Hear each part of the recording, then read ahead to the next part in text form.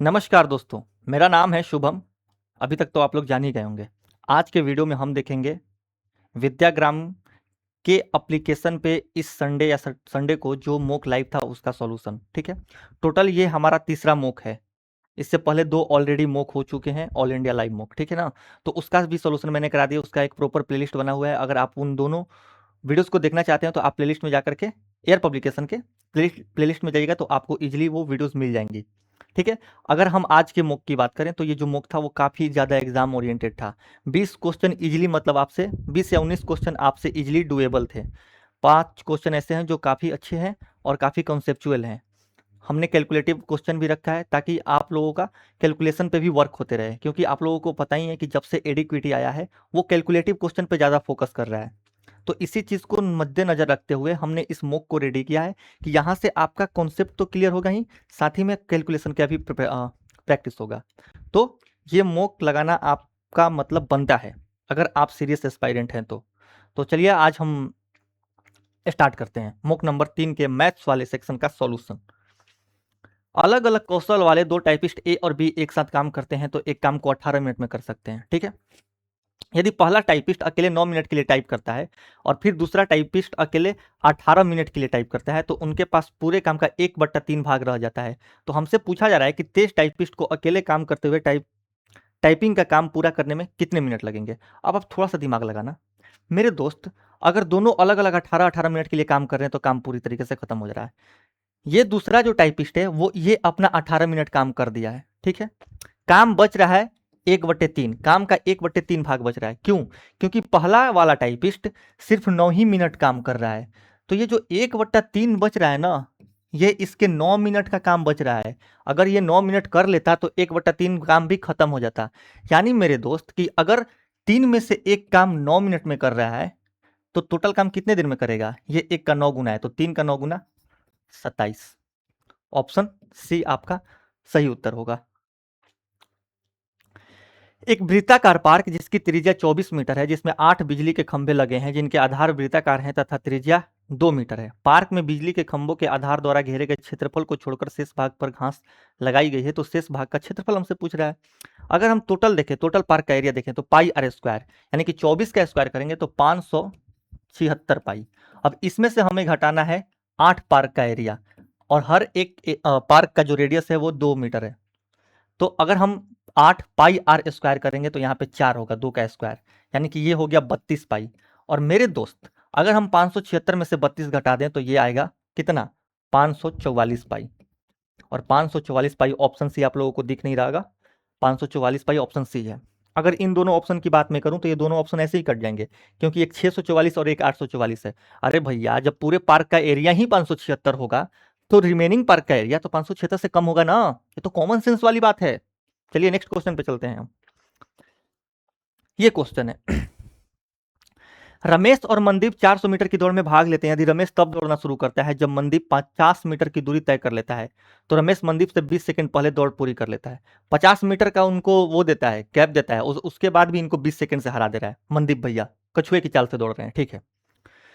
और यदि रमेश तब दौड़ना शुरू करता है जब मनदीप 90 मीटर की दूरी तय करता है तो दोनों एक ही समय में दौड़ पूरी कर लेते हैं, ठीक है ना। तो रमेश 400 मीटर की दौड़ में कितना समय लगेगा? अब आप खुद से सोचो कि मेरे दोस्त 50 मीटर की जगह, ठीक है ना, 50 मीटर की जगह अगर वो उसको 90 मीटर की बढ़त, यानी कि टोटल अगर हम 40 मीटर की और बढ़त दे दें तो ये 20 सेकंड का गैप खत्म हो जा रहा है, क्योंकि दोनों एक ही टाइम पे पहुंच रहे हैं। इसका मतलब मेरे भाई कि ये जो मनदीप है ये 40 मीटर, ठीक है ना, कितने दूर में दौड़ेगा? 20 सेकंड में दौड़ेगा। अब आप खुद से सोचो, दूसरे केस में दोनों लोग सेम टाइम पे पहुंच रहे हैं, यानी कि दूसरे केस में दोनों लोगों का, रमेश और मनदीप दोनों का टाइम सेम है, ठीक है। तो अगर मेरे दोस्त 40 मीटर 20 सेकंड में दौड़ रहा है और यहाँ पे 90 मीटर का बढ़त ले रहा है तो 400 में से अगर हम 90 घटा दे तो दौड़ रहा है कितना? दौड़ रहा है ये सिर्फ 310 मीटर।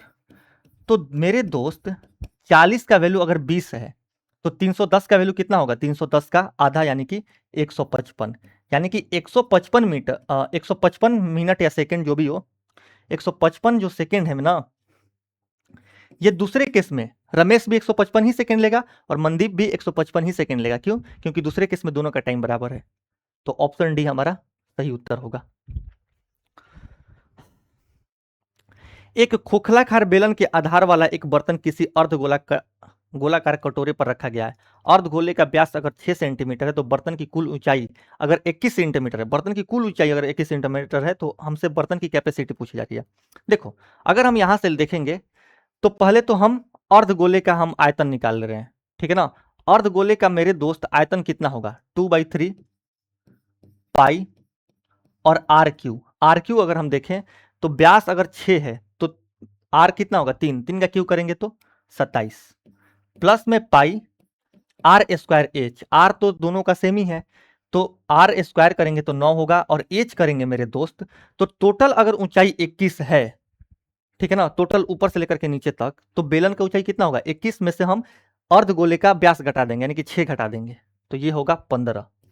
जब हम इसको सॉल्व करेंगे तो 3 इसको काटेगा 9 बार में यानी कि 18 पाई यहाँ पे और 135 पाई यहाँ पे। अरे भैया 15 9 135, 135 और 18 होता है 153 पाई, 153 पाई, पाई का मतलब होता है 22/7, ठीक है। अब देखो, अगर 153 की जगह पे 154 होता तो ये 7 इसको 22 बार में काट देता और 22 गुने 22 484 आपका आंसर आ जाता, 22 का स्क्वायर। लेकिन यहाँ पे 154 नहीं है मेरे दोस्त, यहाँ पे 154 नहीं 153 है तो एक्चुअल आंसर 484 से थोड़ा सा कम होगा जो कि सिर्फ ऑप्शन डी है, अप्रोक्सीमेशन इसको बोलते हैं। अब ये क्वेश्चन है, हमसे पूछ रहा है कि बीईसी का मान, ये वाला जो वैल्यू होगा ये होगा 90 प्लस 50/2 यानी कि 90 प्लस 25 और 90 प्लस 25 115 डिग्री होगा। इस टाइप के फिगर में आप ये याद रख लो कि ये वाला जो वैल्यू होता है, अगर ये मान लो एंगल अल्फा है तो ये 90 प्लस अल्फा/2 होता है, ये 180 माइनस अल्फा होता है और ये वाला एंगल 90 माइनस अल्फा/2 होता है। ये क्वेश्चन है कि दी गई आकृति में QPR 65 है, ठीक है। आगे अगर हम देखें तो PRQ 55 है, PRQ मेरे दोस्त 55 है और क्या बोला जा रहा है, और बोला जा रहा है कि STP 155 है, STP 155 है तो हमसे QST यानी कि इस एंगल का मान पूछा जा रहा है। अब आप खुद से सोचो कि अगर हम PQR में देखें तो ये मेरे भाई एक्सटीरियर एंगल है तो जो इनके सम के बराबर होगा तो कितना होगा, 6 5 11 120, ये होगा 120। अब 120 और इसको हम जोड़ेंगे तो ये एक्सटीरियर एंगल बन रहा है तो 120 में हम क्या जोड़ेंगे कि 155 होगा तो भैया 35, ऑप्शन सी। ये क्वेश्चन है, देखो tan स्क्वायर थीटा क्या होता है, सेक स्क्वायर थीटा -1, ये tan square theta sec square -1 होता है यानी कि हम इस tan स्क्वायर को सेक +1 और मेरे भाई सेक -1 लिख सकते हैं, ठीक है। 1 plus sec theta 1 plus sec theta को काट देगा, बचेगा कितना, सेक थीटा माइनस सेक -1। जब हम यहां से देखेंगे तो ये सेक थीटा और ये माइनस सेक थीटा कट जाएगा, माइनस ही -1 को +1 बना देगा यानी कि ऑप्शन ए। एक 210 मीटर ऊंची पहाड़ी के शीर्ष से खंबे के शीर्ष और तल के अवनमन कोण क्रमशः 30 डिग्री और 60 डिग्री है तो खंबे की ऊंचाई और पहाड़ी से उसकी दूरी के बीच का अंतर हमसे पूछ रहा है। देखो, अगर मेरे दोस्त ये दो खंबा हो गया और ये एक पहाड़ी हो गया, ठीक है ना, 210 मीटर ऊंची पहाड़ी के शीर्ष से खंबे के शीर्ष और तल के अवनमन कोण, ठीक है, अवनमन कोण है तो हम डायरेक्ट ही ये 60 डिग्री लिख देंगे और ये 30 डिग्री लिख देंगे, ये 60 डिग्री लिख देंगे। अब यहां पे दिया है कि 210 मीटर, ये टोटल लेंथ जो है ये 210 है। अब हम इस क्वेश्चन को सॉल्व करते हैं। अब आप थोड़ा सा दिमाग लगाइएगा मेरे भाई, 60 के सामने √3 होता है तो जब √3 का वैल्यू 210 है और यह 30 होगा, 30 के सामने 1 होगा तो ये 210 का 1/√3 टाइम होगा तो कितना होगा, 70√3। जब ये 70√3 तो ये भी 70√3, ठीक है ना मेरे दोस्त। जब ये 70√3 हो गया और ये 60, तो 60 के सामने अगर √3 टाइम होता है तो 30 के सामने 1 टाइम यानी कि ये 70 होगा। ये 70 हो गया तो ये कितना होगा, ये 140 होगा। हमसे पूछा जा रहा है क्या, हमसे पूछा जा रहा है कि खंबे की ऊंचाई, तो खंबे की ऊंचाई तो 140 होगी तो 140 में से आपको 70√3 घटाना पड़ेगा इनके बीच की दूरी को, 140 माइनस 70√3 ऑप्शन बी होगा। एक त्रिभुजाकार मैदान की भुजाएं 51, 85 और 153 है। टेप की अधिकतम लंबाई जैसे ही पूछ दिया आप सिर्फ एचसीएफ निकालिए। 51 अगर हम देखें तो यहाँ पे एचसीएफ ऑप्शन ए 17 मीटर होगा। इसको सॉल्व करना है। A cube B cube C cube का मान किसके बराबर होता है, 3abc के। कब, जब a प्लस बी प्लस सी का सम 0 होता है। जब आप a प्लस बी इसको जोड़िएगा तो ये 0 आएगा क्योंकि a माइनस से कटेगा, b minus B plus B से कटेगा और माइनस सी प्लस सी से कटेगा, ये 0 हो जाएगा। इसका मतलब मेरे दोस्त कि ये ऊपर वाला वैल्यू 3abc के बराबर होगा यानी कि ए माइनस बी माइनस सी और सी माइनस ए। और नीचे क्या है, नीचे है 9 ए माइनस बी माइनस सी और सी माइनस ए। जब आप इसको सॉल्व कीजिएगा तो ये पूरा वैल्यू कट जाएगा। 3/9 बराबर होगा 1/3 के। इस क्वेश्चन में आपको पेन भी उठाने की जरूरत नहीं है। चलते हैं नेक्स्ट क्वेश्चन पे। एक पाइप एक टंकी को 40 मिनट में भर सकता है, परंतु टैंक में 2 रिसाव एक टैंक के नीचे है जो पूरे टैंक को 80 मिनट में खाली कर सकता है, और दूसरा टैंक के बीच में है जो टैंक को 120 मिनट में खाली कर सकता है। तो टैंक को कितने समय में ये भर देंगे? अब देखो, 40 है भरने वाला, 80 है खाली करने वाला जो एकदम नीचे लगा हुआ है, और मेरे भाई 120 है एकदम मिड में। अगर हम इनका कैपेसिटी देखें तो इनका एलसीएम हम लेंगे जो कि 240 होगा, ठीक है ना। टैंक की टोटल कैपेसिटी 240, अगर हम यहां से इनकी क्या निकालें, यहां से इफिशियंसी निकालें तो ये 40 छिक्का 80, ये -3, और ये कितना होगा 120, तो ये -2। अब आप यहां से थोड़ा सा दिमाग लगाइएगा, आधा जब टंकी भरेगा तो सिर्फ एक ही निकासी पाइप खुला रहेगा, आधा तक तो एक ही खुला रहेगा क्योंकि वो एकदम नीचे लगा है, तल में लगा हुआ है। इसका मतलब कि आधा अगर हम देखें तो 240 का आधा कितना होगा 120। तो 120 कौन कौन 120 को भरने में कौन कौन एक्टिव रहेगा? एक ये जो भर रहा है और नीचे से जो खाली कर रहा है, यानी कि 6 - 2 4 की इफिशियंसी से। और जो पूरा मेरे भाई 120 आधा भर गया, और आधा 120 में ये तीनों एक्टिव हो जाएंगे क्योंकि मिड तक पानी आ जाएगा ना। तो इसमें अगर हम देखें इफेक्टिव इनका इफिशियंसी तो 6 और -5 यानी कि 1। जब आप इसको सॉल्व करोगे तो ये 4 इसको काटेगा 30 बार में, और 30 और 120 कितना होगा, 4 इसको काटेगा, 6 में से 2 गया। अच्छा ये मिड में लगा है, माफ कीजिएगा मेरे दोस्त, ये तल में लगा हुआ है। तो 120 ये दोनों मिलकर के करेंगे यानी कि 3 के इफिशियंसी से, प्लस में बाकी जो 120 है ये सारे मिलकर के 6 में से अगर हम 5 घटा दें तो 1 की इफिशियंसी से। 3 इसको काटेगा 40 बार में, 40 और 120 हमारा 160, ऑप्शन डी उत्तर हो जाएगा। ये क्वेश्चन है। अब आप देखो 289 -1 लिख सकते हैं हम 288 को, पावर में 500, ठीक है, बटे में 17। ये जो 17 है 289 को पूरी तरीके से काट देगा। -1 का पावर 500, माइनस का पावर अगर इवन रहे तो हमारा यहाँ पे अगर बराबर में जो वैल्यू आएगा वो 1 निकल करके आएगा। अरे भैया -1 का पावर 500 क्या होगा, 1 के बराबर में होगा। ये क्वेश्चन है कि राजस्थान के 60,000 लोगों का सर्वे करके विभिन्न खेलों में रुचि को पाई चार्ट के माध्यम से दर्शाया गया है। यदि हॉकी के पसंद करने वाले लोगों की संख्या 2100 कम होती तो हॉकी को पसंद करने वाले शेष लोगों की संख्या का प्रतिशत, अगर हम हॉकी देखें तो 11% लोग पसंद कर रहे हैं, और 2100 कम होती तो मेरे भाई 2100 अगर हम देखें तो 60,000 का कितने प्रतिशत होगा, 60,000 का ये कितना प्रतिशत होगा? अगर आप इसको सॉल्व करोगे तो आप यहां से देखो 2 जीरो से 2 जीरो कटेगा, ठीक है ना। 60,000 का कितना प्रतिशत होगा का क्या, 2100।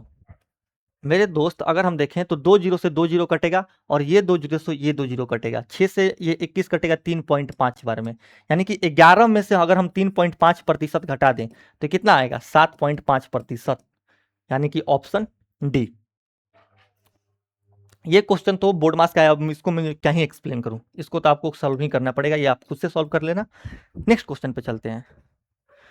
हाँ, सुनील के पास कुछ धनराशि है और उसने 2 योजनाएं एक्स और वाई में 2 वर्षों के लिए 2:5 के अनुपात में धन का निवेश किया। एक्स 30% चक्रवृद्धि ब्याज पर निवेश कर रहा है और वाई में 15% साधारण ब्याज पर निवेश कर रहा है। दोनों में अर्जित ब्याज के बीच का अंतर 10,800 है। तो योजना वाई में कितना निवेश किया गया? हम 2:5 को 200 और 500 मान लेंगे, ठीक है, 200 और 500 मान लेंगे। अब अगर हम यहां से देखें तो एक्स पर मेरे भाई 30% अगर हम सक्सेसिव लगाएं, 30% का 2 बार, क्योंकि चक्रवृद्धि हो रहा है तो 69% होगा। 200 का 69% कितना होगा जी, 69 दूनी 138%। और 500 पे कितना ब्याज मिलेगा, 500 का अगर हम देखें 15% की दर से तो 2 साल में 30%, यानी कि यहां पे मिलेगा इसको कितना, 500 का अगर हम 30% निकालें तो 150% यानी कि अगर हम अंतर देखें तो 12% का अंतर आया। 12% का अंतर अगर 108 है, 108 पे कितने जीरो है, 2 जीरो। तो हमसे पूछ रहा है कि वाई यानी कि 500 का वैल्यू, भैया 12% का वैल्यू अगर 10,800 है, 12 का 9 गुना होता है, तो जो भी हमारा ऑप्शन आएगा वो 9 का एक मल्टीपल होगा, 9 5 45, आप ऐसे भी देख सकते हो, ऑप्शन डी। कोई धनराशि 3 वर्षों में 4 गुना हो जाती है, ठीक है ना। 3 वर्षों में 4 गुने का मतलब कि मेरे दोस्त 3 वर्षों में 4 गुने का मतलब क्या हुआ, अब आप खुद से सोचो ना कि 3 वर्षों में 4 गुने का मतलब कि कोई धनराशि 1 से 4 हो जाती है, यानी कि 3 वर्ष में ये 3 का ब्याज ला रहा है। हमसे बोला जा रहा है कि 9 वर्ष में क्या होगा? तो मेरे दोस्त जो 3 वर्ष में 3 का ब्याज लाएगा, वो 9 वर्ष में कितने का ब्याज लाएगा? ये 3 का 3 टाइम है, तो 9 का ब्याज लाएगा 3 का 3 टाइम। तो जब 9 का ब्याज लाएगा तो राशि 1 से 9 बढ़ करके 10 हो जाएगी, यानी कि 10 गुना हो जाएगा, 10 टाइम्स। PQR 3 उम्मीदवार हैं जिन्होंने एक चुनाव में हिस्सा लिया, जिनकी कुल मतदाता सूची में 50,000 मतदाता हैं और 20% लोग वोट नहीं देते हैं। अगर 50,000 का 20% लोग वोट नहीं देंगे तो वोट कितने देंगे? मेरे भाई 50,000 का 20% कितना होगा? 10। 10 के अगर हम घटा दें तो 40 के ही वोट देंगे, 40 के ही वोट देंगे, 40,000 ही वोट देंगे। और तीनों के बीच वोट डालने का अनुपात 8-7-5 है। तो चुनाव के विजेता और हारने वाले उम्मीदवार के बीच का अंतर, मेरे दोस्त 8-7-15-5 20 का वैल्यू अगर 40 के है, हमसे पूछ रहा है विजेता और हारने वाले। विजेता 8 यूनिट ला रहा है और हारने वाला 5 यूनिट ला रहा है, यानी कि 3 यूनिट का मान हमसे पूछा जा रहा है। अगर हम यहाँ पे सॉल्व करें तो ये 2 के और 2 के गुने 3 6 के हमारा उत्तर हो जाएगा ऑप्शन सी। एक राशि पी क्यू आर के बीच 7-13-17 के अनुपात में वितरित किया जाता है। पी का हिस्सा पी के 1/2 हिस्से से एम अधिक है। क्यू का हिस्सा क्यू के हिस्से के Q share is n more than the 1/2 of Q share and R share is Z more than the 1/2 of R share. Then find the value of M and Z.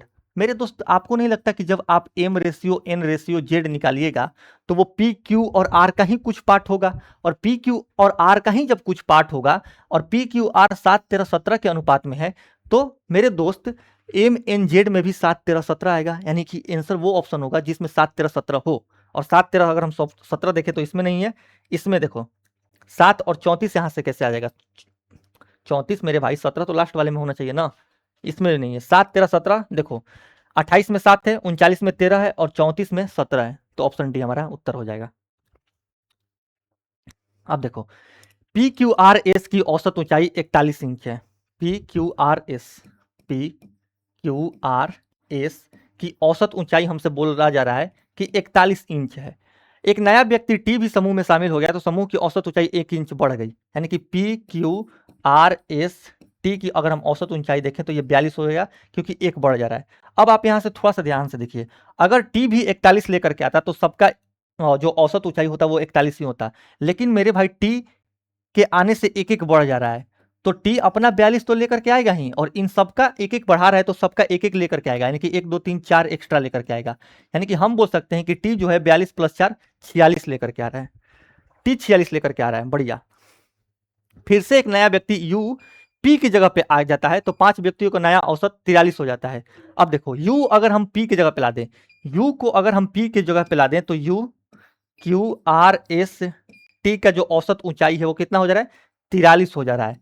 तो हमसे पूछा जा रहा है कि क्यू आर एस यू की औसत ऊंचाई, क्यू आर एस यू की औसत ऊंचाई हमसे पूछा जा रहा है, इसमें टी को नहीं लेना है। तो आप खुद से सोचो कि अगर मेरे दोस्त टी 43 ही लेकर के जाता, टी अगर 43 ही लेकर के जाता तो इनका औसत ऊंचाई 43 होता, लेकिन ऐसा नहीं है, टी 46 लेकर के जा रहा है, यानी कि 3 एक्स्ट्रा लेकर के जा रहा है। 46 - 43 3 एक्स्ट्रा लेकर के जा रहा है, और ये जो 3 एक्स्ट्रा लेकर के जा रहा है ये चारों लोगों से लेकर के जाएगा, तो 3/4, 4 इस 3 को काटेगा 0.75 बार में, तो 43 में से अगर हम 0.75 कटा दें तो 42.25 हमारा उत्तर हो जाएगा।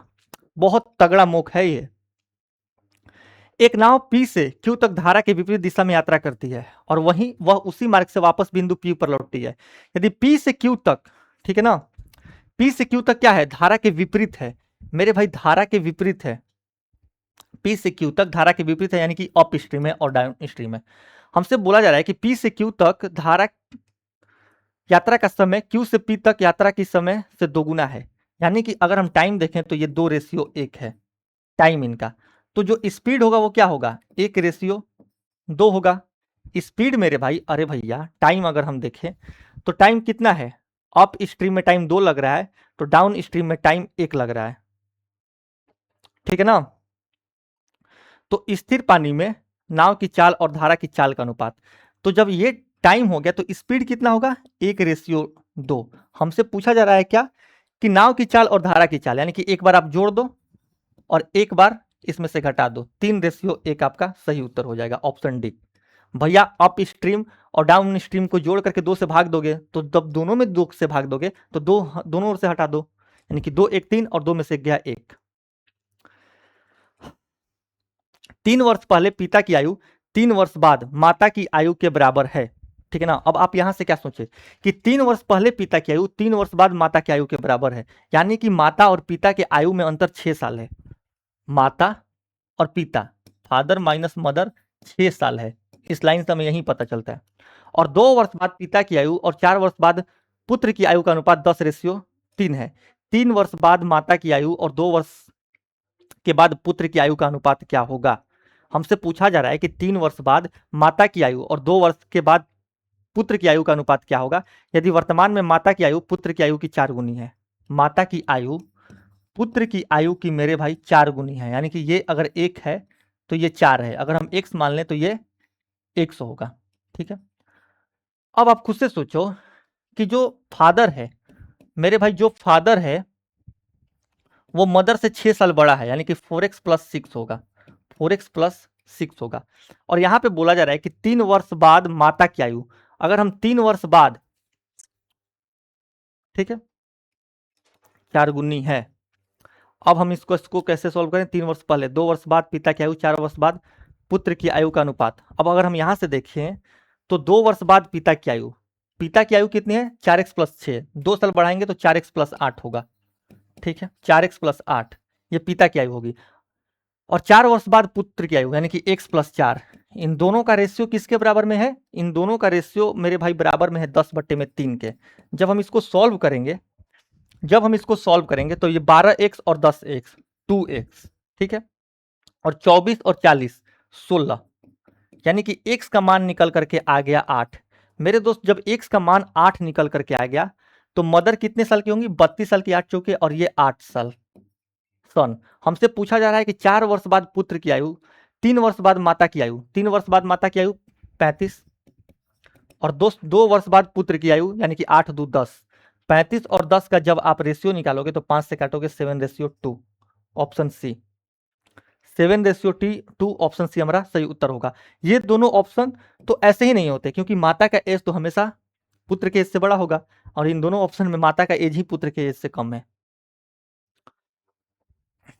एक क्रिकेट बल्ले का क्रयमूल्य 50x और एक गेंद का क्रयमूल्य 10x है। बल्ले और गेंद का अंकित मूल्य से 20% और 100% अधिक है। यदि बल्ले और गेंद पर लाभ प्रतिशत क्रमशः 10% और 50% है तो कुल छूट प्रतिशत देखो। अगर हम यहाँ पे सीपी देखें तो कितना है मेरे दोस्त, 50 और 10, हम इसको 50:10 मान ले रहे हैं, एक उड़ा दे रहे हैं। अगर हम एसपी देखेंगे तो एसपी कितना होगा, 10% और 50% की कुल छूट है। ठीक है ना। सॉरी, यदि बल्ले और गेंद पर लाभ प्रतिशत क्रमशः 10% और 50% हो रहा है, तो अगर हम 10% इसमें बढ़ा देंगे तो ये 55% होगा, और इसमें अगर हम 50% बढ़ा देंगे तो ये 15 हो जाएगा। और अगर हम यहां से एमपी देखें मेरे दोस्त, तो एमपी कितना होगा, एमपी 20% और 100% अधिक है। 50 का 20% कितना होगा, 10, 10 बढ़ाएंगे तो ये 60 होगा। और यहाँ पे अगर हम इसमें 100% बढ़ा दें तो ये 20 होगा। अब छूट कितना दिया जा रहा है, यहाँ पे अगर हम देखें तो यहाँ पे 5 का छूट दिया जा रहा है, और यहाँ पे भी मेरे भाई 5 का छूट दिया जा रहा है, यानी कि 80 पे टोटल आपका 10 का छूट दिया जा रहा है, यानी कि 1/8, और 1/8 का मतलब होता है 12.5%, ऑप्शन बी। ये क्वेश्चन है, ये डीआई का क्वेश्चन है, आपको सिर्फ जोड़ देना है। ठीक है ना। क्या बोला जा रहा है, निम्नलिखित टेबल चार्ट का ध्यान पूर्वक पढ़िए और नीचे दिए गए प्रश्नों का उत्तर दीजिए। ठीक है, ये क्वेश्चन आप खुद से कर लोगे, इसमें कुछ खास कराने लायक है नहीं। दो वस्तु पी और क्यू का लागत मूल्य 1600 रुपए एवं 1800 रुपए है। पी का विक्रय मूल्य 1920 रुपए है तथा दोनों वस्तुओं को बेचने पर कुल लाभ 15% है, तो क्यू को बेचने पर लाभ प्रतिशत। अगर मैं बोल रहा हूं कि मेरे दोस्त 1600 में खरीद के 1920 में बेच रहा है, 320 का फायदा हो रहा है। 320 अगर हम देखें तो 1600 का कितना प्रतिशत होगा मेरे भाई, 1600 का कितना प्रतिशत होगा, एक जीरो से एक जीरो आप काट दो, 32 पांचे होता है, यानी कि 20% होगा। अब आप खुद से सोचो, अगर कुल लाभ 15% हो रहा है, और हम जानते हैं कि कुल लाभ औसत होता है, कुल लाभ क्या होता है, औसत होता है, तो अगर ये वैल्यू औसत से बड़ा है तो जो दूसरे वस्तु यानी कि क्यू को बेचने पर जो लाभ प्रतिशत हुआ होगा वो औसत से छोटा होगा, यानी कि 15% से छोटा वाला ऑप्शन होगा। ठीक है ना, 15% भी नहीं होगा, 10.55 और 14%, 1% से ज्यादा छोटा होगा, इतना भी छोटा नहीं होगा, इतना कम छोटा नहीं होगा। इसको अप्रोक्सीमेशन बोलते हैं।